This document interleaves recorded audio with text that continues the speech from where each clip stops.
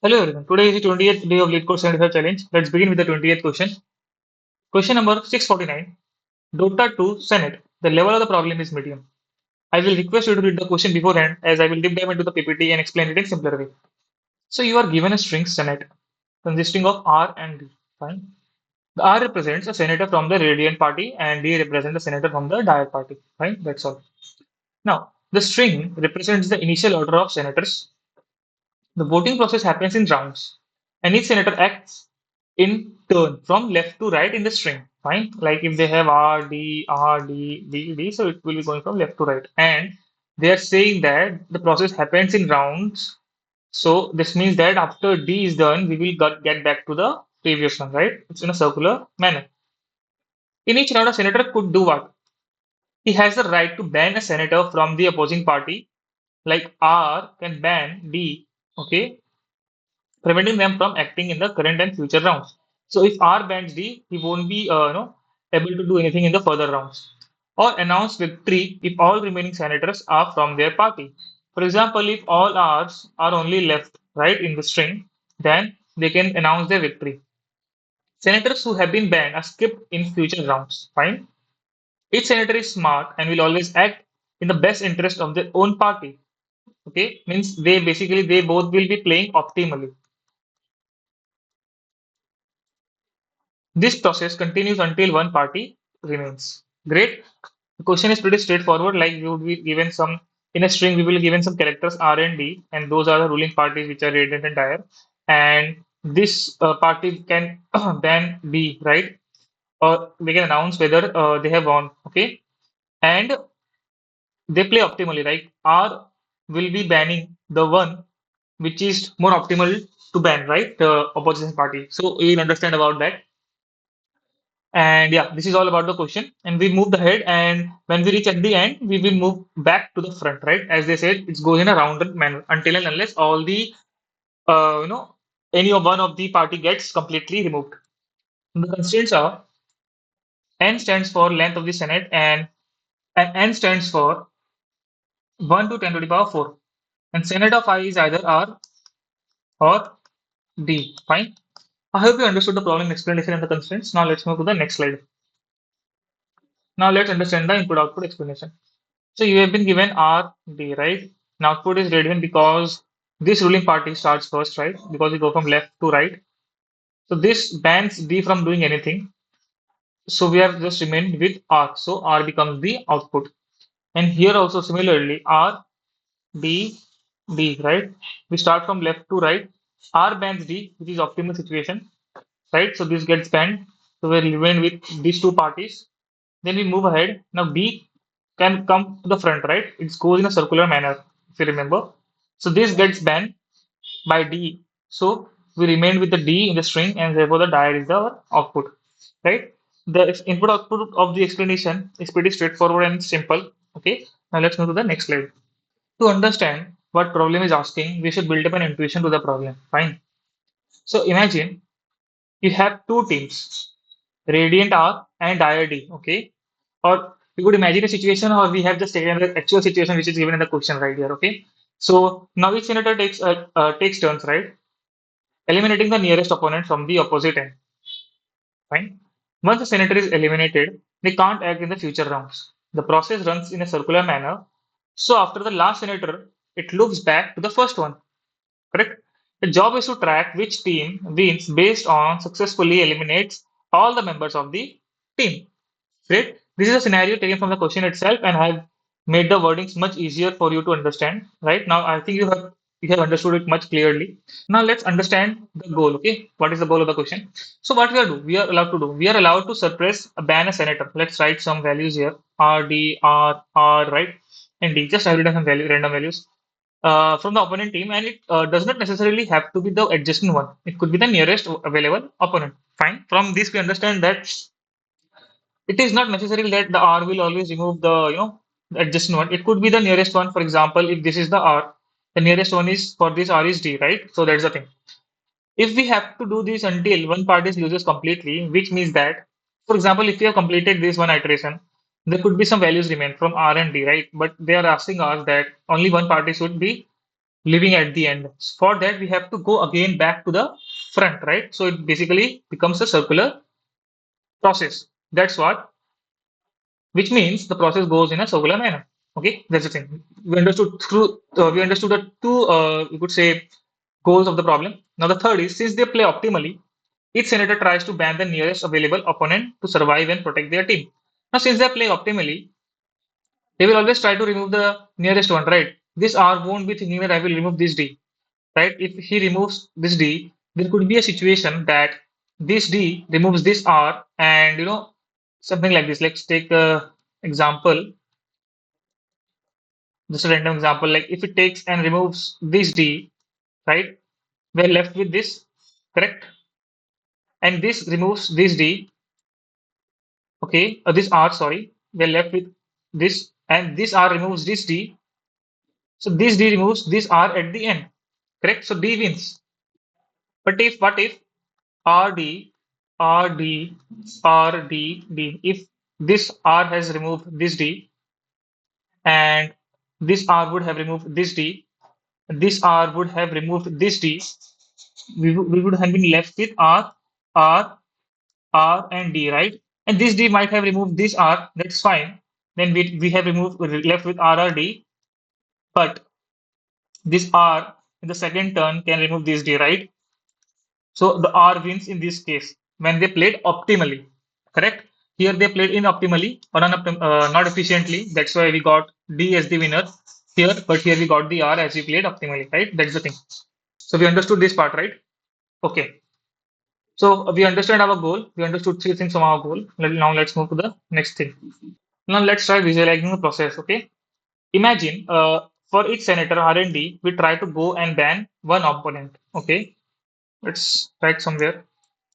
Let's write some values random pattern here. Okay. One way could be take each senator and look over the array in a circular way to find and ban one opponent, right?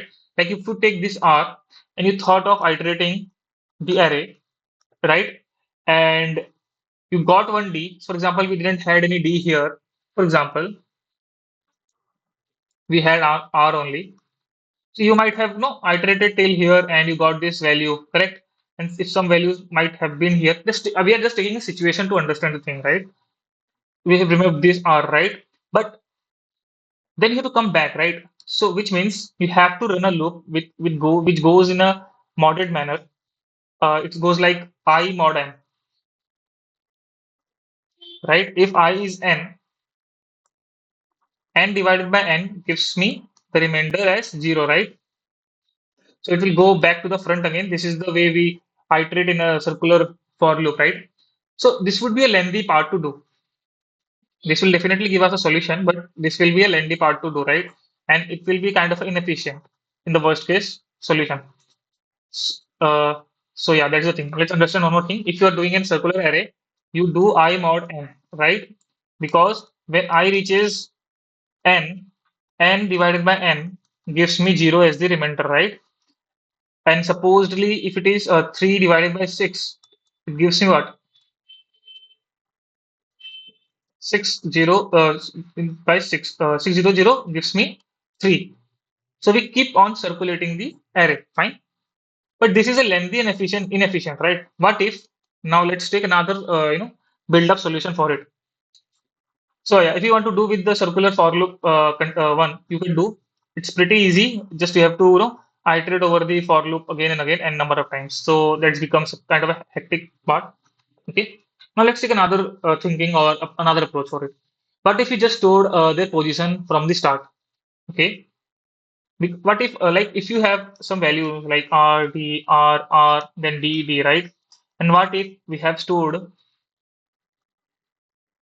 for example, for R we had 0, 2, then we had 3, and for D we had positions 1, I guess 4, then 5, right? Yeah. So we stored a position, right? Now why we stored a position? The way we can compare their indexes in one go. I will come to this part.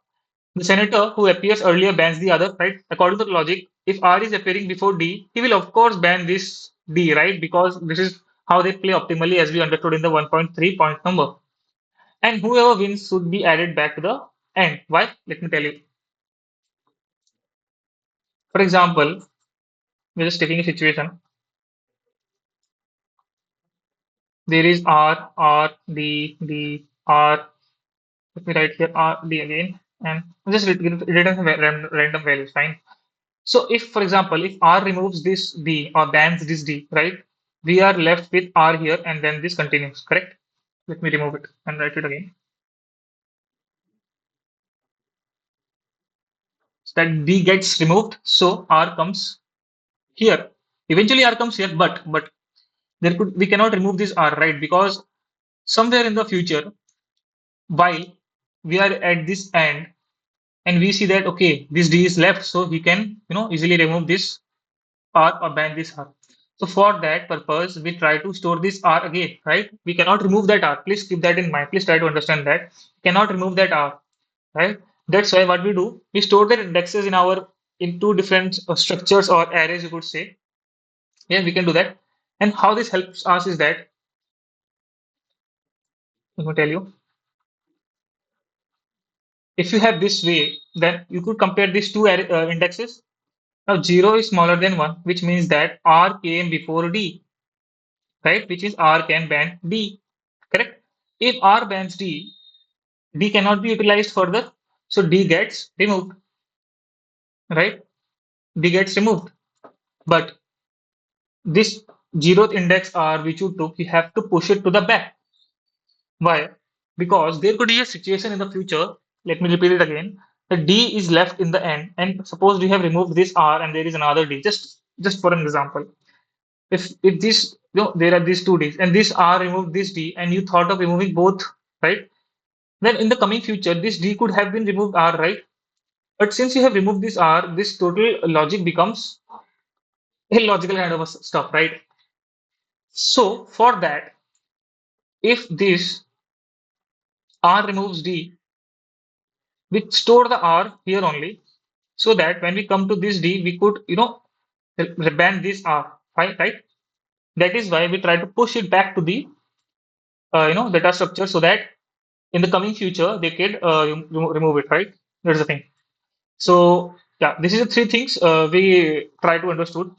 Now, how we can simulate this? If we have understood, we have taken R, D, R, R, then something like D, D, right? Something like this, right? And we start to store the indexes for those one, two, three, four, five, six. You stored R here, not R, sorry, indexes. You try to store R here, 0, 2, 3, okay? And for this is for R and this is for D. For D, you store 1, 4, 5, 6. So we can take two structures, one for R and one for D, which we did, and store their indexes serially. Fine. When we pop the front values of the both and compare, like I said before, whoever has the lower index gets banned to the other. The senator is then added to the end by updating their index to current index plus senate to simulate the circular rotation. Fine. Suppose if you have popped out this 0 and 1, as you discussed, 0 is smaller than 1, which means R appears before D. So R can ban D, correct? So what you do, you remove R and you place it here with the length of Senate, let it be S, right? This because 0 plus whatever the length is, you store it in the back, which becomes basically 0 plus 7 gives us 7, right? So this way, when D appears at the end and R is after that, we could do that, right? In a circular manner. This help in going in a circular way, right? Then we keep repeating the process until one of the structure becomes empty. The party which has the element left is the winner. For example, in both of the structures, if any of the structures gets empty, the one which is not empty is our result at the end. Fine, because the one which got emptied is basically all the senators in that have already been banned by the other party. Fine. So this is the direct intuition how we can simulate it. So the question is much more complex, but yeah, coming up with the solution or the intuition of using the concept of two data structures could be a tough one, right? Please don't beat your head around it. Now, how to figure out what to use, right? To solve it. Because when we talked about going in circular manner, which was I mod and right solution, could be an inefficient one, but yes, we talked about this. Then we talked about using two data structures, and these data structures will help us in one pass only, right? How? Since we are popping from the front and pushing to the back, this is a queue. It's a perfect data structure for it, right? And this approach is efficient and avoids the need of redundant looping or complex circular operations. Since you will be only going in one pass you will store all the indexes, correct? And in second pass, you will just compare and push back to the queue. And when the loop ends, the one with the values is our answer, right? As it is written here, by updating the index, you simulate the circular nature of the process in a single pass, making it optimize and preventing unnecessary complexity, right? Now, before going much further in the intuition for the next slide, let me tell you something about queue data structure. Now, one thing you should keep in mind in Python, we don't have inbuilt queue. We have DQ, but we don't have queue data structures like we have in Java in like in C++. So we use list in this case, and queue has a logic of FIFO, which is first in, first out. Fine, which means let's take it as an example. If number of people are standing in a line or a queue, the one which enters first will go out first, right? That's the thing. In queue also, the one which values, if you have seen, the one which was pushed in the got in early, got removed, right, and was pushed back to the list or the queue, right? That's the thing. So that is why queue helps us in these six scenarios, and this is all.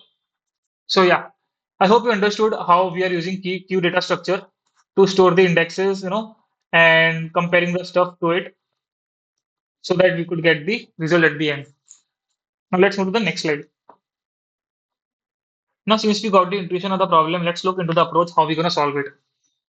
We initialize the variables for keeping the track of requests. Senate representation, basically converting the input string, the string which is given to us, right? We convert it to a list, correct? For our easy manipulation, we convert it. Now, radiant is a queue or a list, acting as a queue, right? It is a list, but it is acting as a queue to store the radiant senators indexes, and dir is a queue which will store the indexes for the dir senators. And why we did this? This will help to manage the senators' positions and their actions during the voting process. Fine, because of the comparison which we will be doing. We'll pop these values, we will compare them, and which is smaller, which is after value, basically here in this case one, this will get popped and this zero will go back, right? Initialize the queues. Now iterate through the Senate list. After this, we will iterate through the senators list or Senate list which is given, and we will store the indexes in the queues for radiant and for the dire separately. It's written here that denoted by R, and if the senator is from dire denoted by T, we append them to the dire's list. And why we do this? By doing this, we ensure that both radiant and dire senators' positions are tracked for the future comparisons. Now, how to simulate the banning process? While both parties, like we have the values here, right? In the queue, now we have it. Let it be, let's take something here like R, B, R, and D. Fine, let's take this. And for R, you had 0 index, 2, and 3. And for D, you have 1, 4, right? Okay. Now what we do, we pop the first senator from the radiant dire, the index of the next radiant senator, the index of the next dire senator. We pop these values, we compare as we discussed. If R is less than D, this means the radiant senator comes first, and we pop and store it in the value R and this in value D, right? And if R is less than D, R came before D. That's the thing, right? And if that is the thing, what we do, the radiant senator will be banned directly. This will get banned. And this radiant senator, this senator will be placed at the end, right? And we use the logic of length plus the r. R is the index value. And why we are taking length? This is the length of the s. And why we are doing this? So that it does not get overlapped with the previous value. So that okay, that is why we do that. N is something n plus r. So it will be always this value will be greater than n, right? And there will be no overlapping or any confusion between the indexes. And vice versa for the D, fine. And this ensures that senator keep their position in the future rounds. That is why we are pushing back to the queue. This is the thing. Keep their position in the future rounds, creating a circular round-based procedure until one party dominates. And determine the winner. If at the end, if at the end one of the queue is empty, right? This is empty or this is empty, right? Which is empty? But let it be R and let it be D. If this is empty, D dire queue is empty, which means R wins because all of them got banned, right? So that is the thing. And at the end, we will return this only. Now, how Q is helping us here? Okay. In a nutshell, let's understand it faster. FIFO, as we talked about, FIFO is a structure matches the recent request processing. First in, first out, as I discussed earlier, which allows us to easily remove the oldest senators and maintain the relevant recent ones. And this handles a continuous incoming request. New senators are added to the back and outdated ones are automatically removed from the front. Efficient one-pass solution. The queue processes each new senator in constant time, adding them to the back and removing them or any outdated one or the one which gets banned. Basically, outdated means here banned, right? So that is why we go only for one-pass solution, and using two queues help us to compare them and push it to the back each of one time complexity, right? Now let's move to the next slide. The code is the exact copy of the approach discussed. Let's understand it line by line. Okay, we converted this, the list of Senate, the Senate string into the list. We created two queues, dire store indexes of radiant and dire.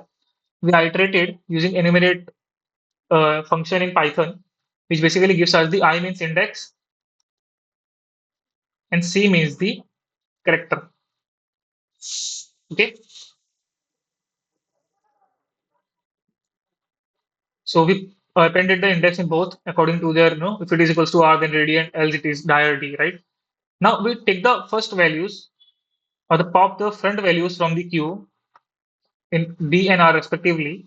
We compare it which comes before. The one which comes before is pushed back to the queue again, and the one which gets popped is yes, we left it there only because we no need to pop it push it back because it is done. Okay, and at the end we say that if return radiant, if radiant is there, basically if radiant is not null, radiant is the queue. If radiant queue is emptied, then return the tire, of course, right? The time complexity is O of n. O of n, if you say it like first n takes, fill up the queue. Second O of n, iterating Senate. Fine. These two things happens. So it becomes O of n plus O of n gives O of 2n, right? So it is basically O of n only. For the space complexity also, each queue takes nearly O of n space because there if in the worst scenario, like if all the senates are R, then the queue will be filled with R's only, right? Then it will take O of n. Otherwise, each queue takes nearly O of n, right? But if we add them up, it becomes O of n complex completely. So that's why the space complexity is O of n here, right? So I hope you understood the code explanation. Now let's move to the next slide. Now, since we have the understanding of the code, let's look at the dry run of the example. Fine. So what we were doing is that first we converted this to a list, correct? So what we did, we converted to a list R, D, D, R, R, D, and R. Yeah, this is the thing. Let the mark the indexes also. This is 3, 4, 5, and 6. Great. and n is 7. Fine. So we created two queues. Let me write it down. We created two queues. One was radiant, other one was dire. Fine. And we had some things like if R is greater than D, I will tell you what is R is. And if D is greater than R, what we used to do,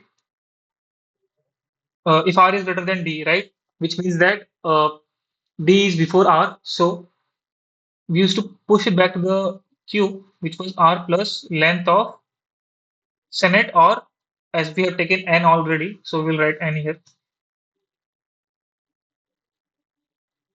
And in this case, D plus N, right? Fine. R is basically the index which we will pop. So I will write it here, R and D, right?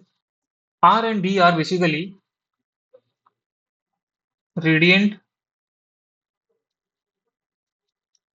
dot pop,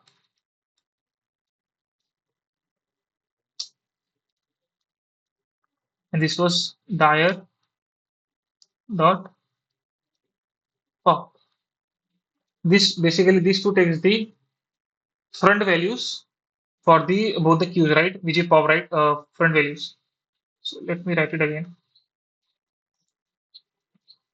This is 0. Okay. Now let's do the dry run. So and this loops goes while let me write it here. If it is, I don't think it's required. Let's then also write it here. While uh, radiant and dire, until and unless any one of the queue gets emptied, the loop goes on. Fine. And so in first iteration, we store all the indexes for R and D, R and D or radiant or dire in our queue. So for R, we have 0, then 3, then 4, then 6. And for the dire, we had 1, then 2, then 5. Great. Okay. So we pop the values first. If we pop the values, what we get? We get 0 for R and 1 for D. Let me remove this.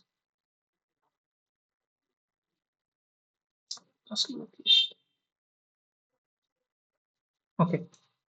Then we check that in here, 0 greater than 1. No. 1 greater than 0. Yeah. So our this case becomes true, right? Which means that D was 1 plus 7 becomes 8. So we push back the radian which we popped back into the queue. And yeah, dia will of course will get removed because it is already banned. So we don't have to think about it or do anything about it, right? So this is done. Then let's go to the next one. Then 3 and 2 are popped. Okay. So if we see 3 is greater than 2, this case becomes true. So 3 plus 7 gives me 10. So we pop back or push back, sorry, push back 10 again and we pop 3 and 2. So I will remove the 3 and 2 from here from the queue as we have already popped it. Now we have 4 and 5, right? So if you can see, 4 is connected here, 4 and 5, right? 4 is smaller than 5, correct? So what we do? We do 5 plus 7, which is basically 12, I guess. Yeah, it's 12. So we push 12 and 5 gets banned automatically, right? Now in the queue we have 6 and 10, right? So radiant is 6 and dire is 10. We could see that 6 is smaller than 10. So this is the case again. Second one. So we add what was the index? It was D. D is what? D is 10 plus 7 gives me 17, right? So we add 17 back to the queue, correct? And since we have already pushed this, so it will pop it, so it will be done. So if you could see, the dire becomes empty at the end, right? And our condition becomes false, and we return radiant as our answer, right? So I hope you understood this dry run. And if you have any doubts or confusion about the solution we arrived at and how we arrived at it, I would suggest going back and understanding the intuition and about what is queue data structure, if needed, the approach and the code. After that, do a dry run by yourself on 2, 3 examples, and I'm pretty sure you will understand both the solution and the thought process behind it. Now let's move to the next slide. Now, since you're familiar with the problem and the solution, let's move to the lead code and code the solution. So let's convert this net into a list. Fine. Then we declare two queues, one for storing index for gradient and other for diet. For I comma c in enumerate senet. Okay, and if c equals to r, then radiant dot append the index I, else it is d, of course. So dia dot append the I. Fine. Now while dir is not empty and radiant, like until and unless one of the, like any other of the one is not empty, we keep on doing it, right? If any one of them becomes empty, we just return it, right? If d equals to dir dot pop 0. Now pop 0 in list basically means, or in the queue, 0th means 0th index, and pop, so we will popping the 0th index value. Fine. R will pop the radiant dot pop 0. Then if R is less than d, radiant dot append, right? We append d plus length of the senet, and here else we push the entire dot append r plus the length of senet. As I explained, why we are doing this is that because we are pushing the total length, which is the s senet's length, plus the last index which we took, so that they don't overlap, as I explained earlier, right, in the intuition part and in the approach part. So yeah, radiant if radiant if return radiant if radiant is true or it has some values, otherwise return dire. Fine. Now let's submit test small test cases. Okay, let's finally submit the solution and let's see what happens. We could see that our solution is accepted from the lead code. Now, code of the problem is available in my GitHub repository. You can find the link in the description. Thank you, everyone.